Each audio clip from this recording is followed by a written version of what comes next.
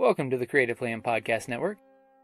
Join us as we share our favorite RPGs, one-shot games, tabletop games, reviews of items, and convention panels, and other exciting things that we run into from time to time.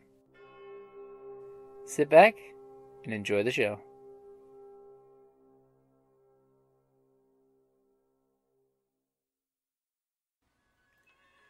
Hi, this is Kelly, aka Trixie from Ragnarok and Roll, a Scion to Ragnarok story, and Tilda Wimblewick from D&D Journey of the 5th Edition. First off, I would just like to say thank you to everyone for listening to our varied adventures, as well as for rating us on iTunes and RPGpodcast.com. If you haven't rated us yet, we would greatly appreciate it if you could.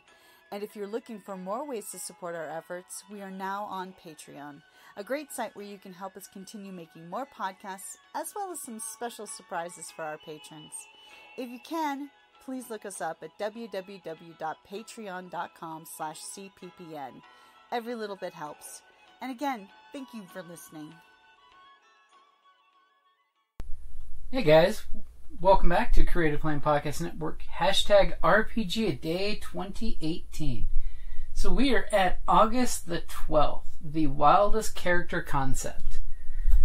So for the wildest character concept for me, I would have to go with the idea of a demigod I played in Rifts, because a friend of ours, Dan, he was playing a Mystic Knight demigod for Rifts, which is a fairly uber character. So I created a demigod of Thor, who is a techno-wizard from the Northern Gun Republic, which meant he was all about cool power armor with magic attachments, with magicking up all of the armor components, so that way he could do cool things like, sticky missiles that could stick to the target and then explode, or a missile that when it explodes casts carpet of adhesion, which makes a power armor suit adhesive to whatever it's touching. Knock it on its butt, hit it with the missile, you're now floundering like a turtle on the ground. And that was one of the wildest concepts, because not only did the character not like his father Thor because he was raised by dwarves, but he constantly was doing the whole conniving scoundrel-esque angle of the constantly doing the undercutting business, the finding workarounds, He worked between the American and New German Republic quite often, with the transferring of illegal goods, and the mere fact that he looked like a human but was a supernatural creature, that came in really handy with dealing with other kingdoms.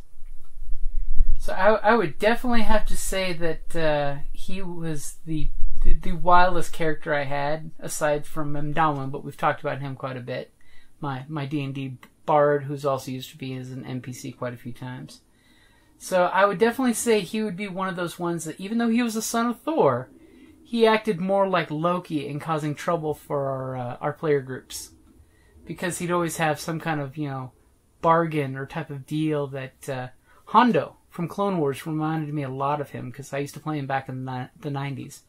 So when Hondo came out for Clone Wars, the space pirate scoundrel guy, he reminds me a lot of that character.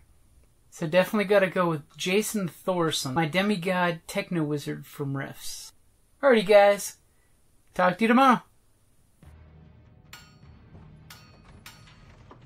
Down in the depths of the mountain, we dwarves spend our time forging powerful weapons, mining precious gems and metals, and feasting like kings.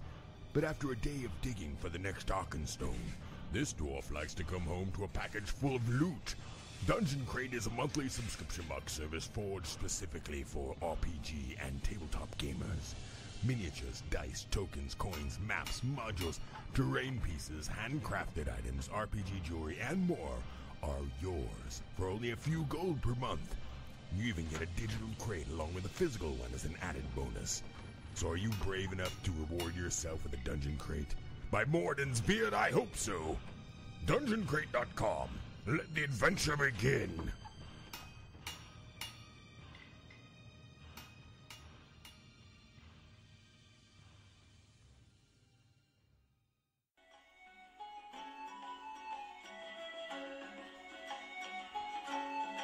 Thank you for listening to the Creative Play and Podcast Network, and feel free to enjoy our other shows such as D&D Journey of the 5th Edition, and Scion, Ragnarok and Roll, a Scion hero to Ragnarok story.